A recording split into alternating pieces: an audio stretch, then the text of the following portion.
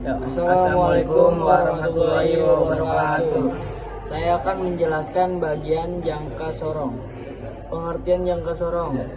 Jangka sorong adalah alat untuk mengukur panjang, diameter luar maupun diameter dalam suatu benda. Selain itu bisa juga untuk mengukur kedalaman lubang atau bangun ruang, misalnya tabung. Perlu digarisbawahi bahwa meskipun bisa mengukur diameter bentuk benda, namun jangka sorong hanya diperuntukkan untuk mengukur benda-benda yang ukurannya relatif kecil.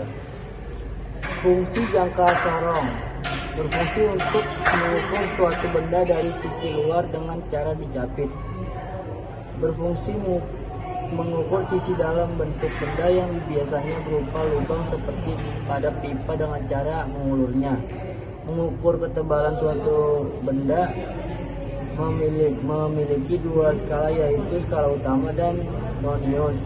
Jenis-jenis jangka sorong analog atau manual digunakan untuk praktikum di sekolah atau laboratorium.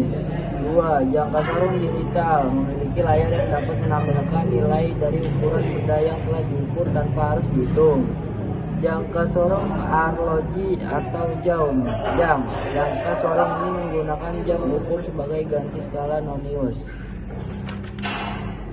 Bagian-bagian jangka sorong. Yang pertama, rahang dalam. Terdiri dari rahang geser dan rahang tetap yang berfungsi untuk mengukur bagian. Rahang luar. Terdiri dari rahang geser dan tetap yang berfungsi untuk mengukur bagian luar. Tangkai ukuran kedalaman berfungsi untuk mengukur kedalaman lubang suatu benda tertentu. Skala utama, bagian ini berfungsi untuk menyatakan hasil ukuran utama yang biasanya dinyatakan dengan satuan senti atau inci. Skala nonius berfungsi untuk menambahkan tingkat akurasi ekstra. Baut pengunci berfungsi untuk menahan agar rahang tetap pada tempatnya sehingga objek benda yang sedang diukur bisa bertahan atau tidak terlepas, dan skalanya pun tidak bisa bergeser saat sedang diukur.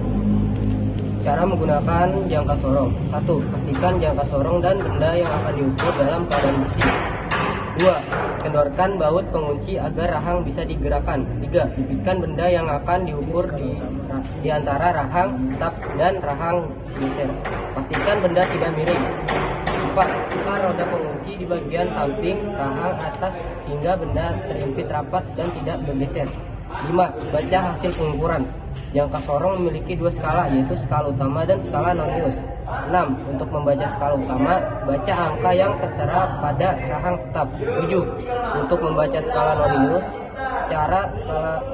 cari skala nonius yang berimpit dengan skala utama. 8. Kalikan angka pada skala nonius dengan skala terkecil jangka sorong.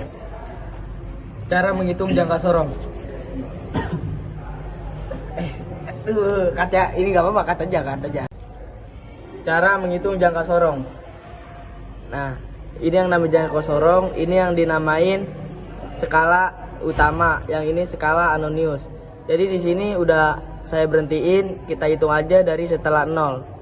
Nah, kita cari dulu titik yang sama, yang mana ada di sini. Kita hitung ininya berapa dan ininya berapa. Ini dihitungnya 1, kalau anonius dihitungnya 5 sampai sini. Terus gimana? Di sini udah saya hitung bahwa skala utamanya adalah 25 sampai sini. Nah, dan skala anoniusnya 0,5.